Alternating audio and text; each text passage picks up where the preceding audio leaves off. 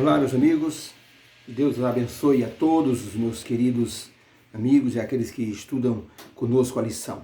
Hoje, a lição número 13, é a lição que fala sobre a renovação da terra, a lição que fala sobre o desejo de Deus para os seus filhos, vem falando sobre o imã divino, como Deus se considera o imã divino, que atrairia todos para ele. O imã é um objeto interessante. Um professor de física, querendo impressionar os seus alunos, ele fez um imã elétrico. Ele juntou ali algumas peças, ele colocou alguns fios ligados e ele então ia produzir um imã elétrico. Era pequeno, do tamanho assim de um prato. Mas esse imã elétrico, quando ele ligava o circuito elétrico, ele era tão poderoso que conseguia segurar uma barra, levantar uma barra de 1 tonelada. Tão forte era esse imã. Impressionou bastante os seus alunos e mostrou o poder que um imã tem. Deus também é um imã poderoso, Ele quer nos atrair para Ele, para que Ele possa nos abençoar, para que Ele possa nos dar suas bênçãos. É um imã que nos atrai e atrai bênçãos para a nossa vida. Felizes são aqueles que descobrem em Deus esse imã poderoso, esse imã que abençoa, esse imã que dá esperança, esse imã que tem promessas gloriosas baseadas na graça e no sacrifício do Senhor Jesus Cristo. Isaías falou muito durante o livro sobre as pessoas que tinham uma religião falsa, uma religião assim fabricada, uma pseudo-religião, ou seja, uma religião de mentira. Parecia ser uma coisa, mas na verdade era outra coisa. Isso Deus não se agrada de pessoas que têm uma vida dupla, uma vida que aparentemente parece santificada, mas como Jesus disse para os fariseus, vocês se parecem, sabe com o quê? Com sepulturas pintadas. Por fora são bonitas. Se você visitar um cemitério aqui em São Paulo, um cemitério Jardim, você fica impressionado com a beleza do cemitério.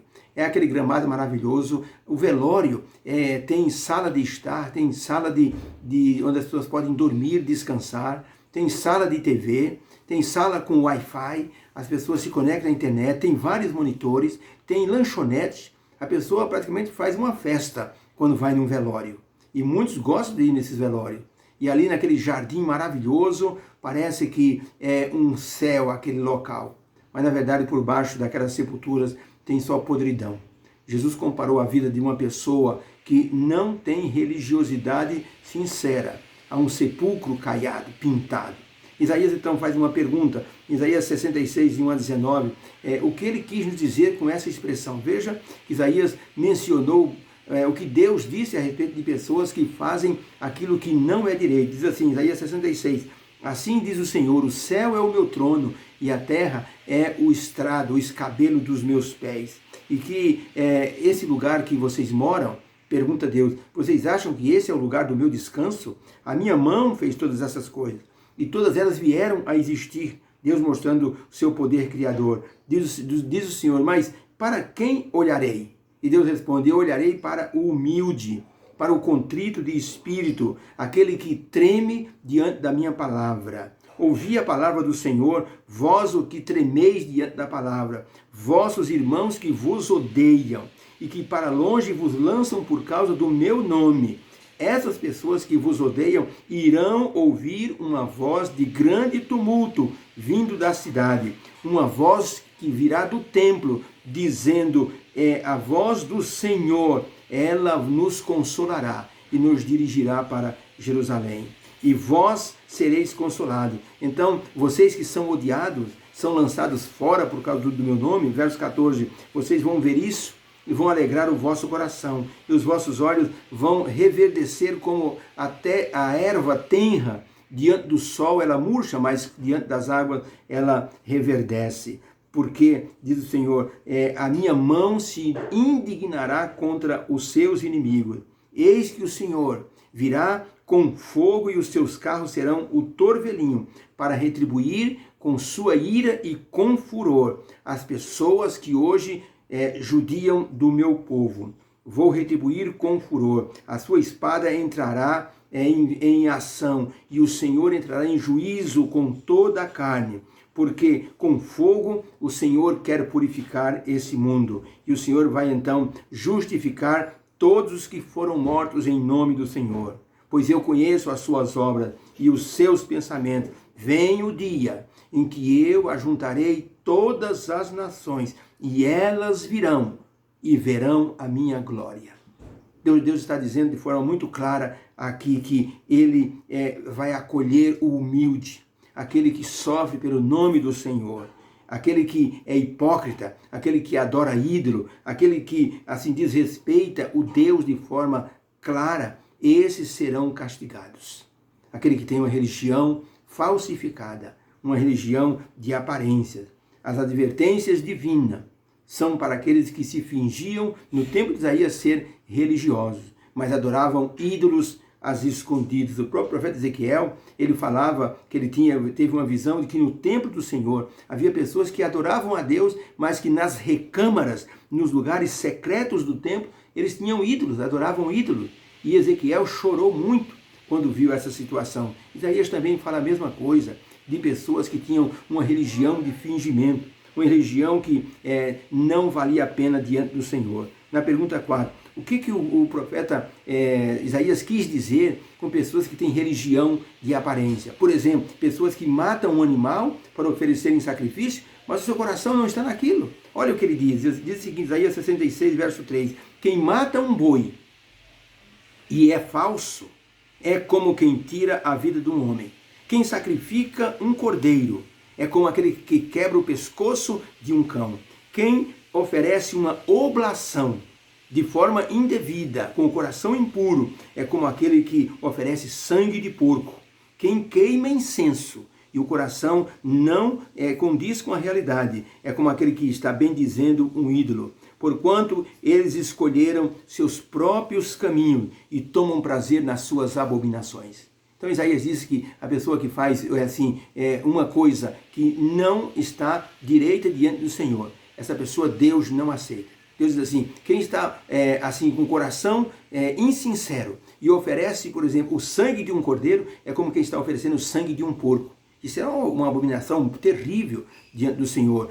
Os dois filhos de Eli, eles foram fulminados porque ofereceram fogo estranho perante o Senhor. E quem oferece um sacrifício diante de Deus com o coração impuro, é como uma pessoa que hoje vai na igreja e que está com o coração todo impuro, não se arrepende, continua em pecado. Às vezes a pessoa está lá na frente, pregando e o coração está impuro, a vida está impura.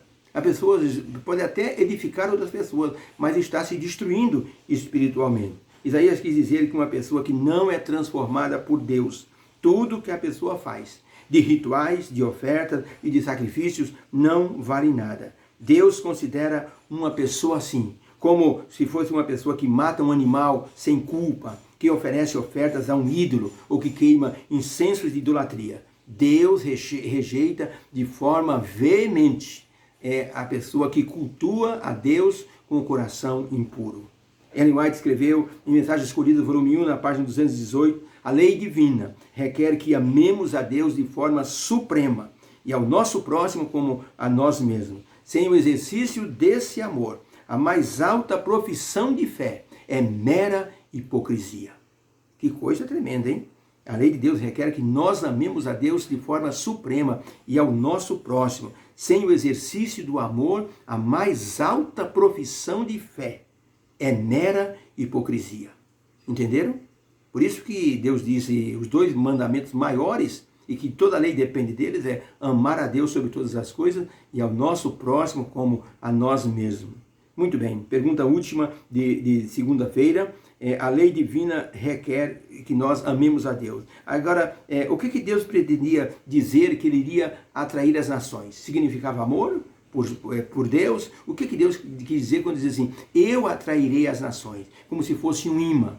Aí diz o verso, Isaías 66, 18, pois eu conheço as suas obras, e vem o dia em que ajuntarei todas as nações e línguas, e elas virão, e verão a minha glória. Porei entre elas um sinal, e os que dali escaparem, eu os enviarei às nações, e até as ilhas mais longe, que não ouviram a minha fama, nem viram a minha glória, e elas anunciarão entre as nações a minha glória. Deus está falando praticamente daqueles que iriam entender a mensagem da salvação através de Cristo Jesus. Darei a eles um sinal. Esse sinal pode ser a restauração de Israel e pode ser também a vinda de Jesus. e depois assim, já identifica aqui que essas pessoas ouviriam um sinal e acabariam por sair, por escapar, iriam assim falar de Deus, do seu amor, para todos os lugares para onde eles estariam indo. Tá? Deus iria atrair como imã as nações. E isso, logicamente, aconteceu quando Jesus morreu na cruz. Jesus, então, se tornou o grande imã de Deus. E Deus é um imã que ele, assim, ao mesmo tempo que ele abençoa, ele também mostra os pecados das pessoas. Uma empresa resolveu comprar um grande imã, porque era uma empresa de metalúrgica, fazia peças, e ele então havia muitos ferros espalhados no pátio. E o dono da empresa resolveu então comprar um imã, colocar num guindaste, e o imã passava por cima assim, do terreno, ia captando tudo que era cavaco de ferro, e então era jogado num grande container para depois então ser vendido. Pois esse imã foi instalado e descobriu-se uma coisa tremenda. Limpou todo o ambiente, mas depois que tudo estava limpo e o imã foi passado outra vez, aconteceu um fato interessante. Peças começaram a brotar do chão. Pela força do imã, algumas peças que estavam enterradas começaram a aparecer. Foi aí que o gerente de produção descobriu que muitos empregados erravam as peças saíam defeituosas por imperícia deles, e eles então, com medo de serem penalizados, eles enterravam essas peças. Foi aí que foi descoberto, assim, o problema das pessoas que trabalhavam naquela empresa. O imã foi uma bênção, ajudou bastante, mas também revelou muitas coisas erradas. O Senhor Deus é um imã, ele diz assim, eu conheço as suas obras, e as pessoas virão a mim, as nações virão a mim, e aqueles que virão a mim serão abençoados. Mas ao mesmo tempo, a pessoa que vem a Deus e não está com a vida em dia, acaba sendo exposto como uma pessoa hipócrita. Deus nos ajude, para que Deus nos atraia de maneira plena, e que sejamos abençoados por sua presença. Eu oro a Deus, Senhor, obrigado por esse dia de segunda-feira, porque acordamos e estamos vivendo pela tua graça. Senhor Deus, abençoe aqueles que estão doentes ainda, precisando do teu poder para a restauração. Abençoe as famílias que estão perdendo seus entes queridos, Senhor. Põe conforto no coração. Abençoe aqueles que com certeza irão sair fora dessa situação para honrarem e bendizerem o teu santo nome. Nós te agradecemos porque o Senhor nos atraiu e o Senhor transformou a nossa vida. Ajuda-nos, Senhor, a termos sinceridade e consagração para nós agradar ao Senhor e honrarmos o teu nome. Agradecemos em nome de Jesus. Amém. Que Deus te abençoe e que haja uma bênção para a tua vida nesta segunda-feira. Obrigado pela atenção. Amém.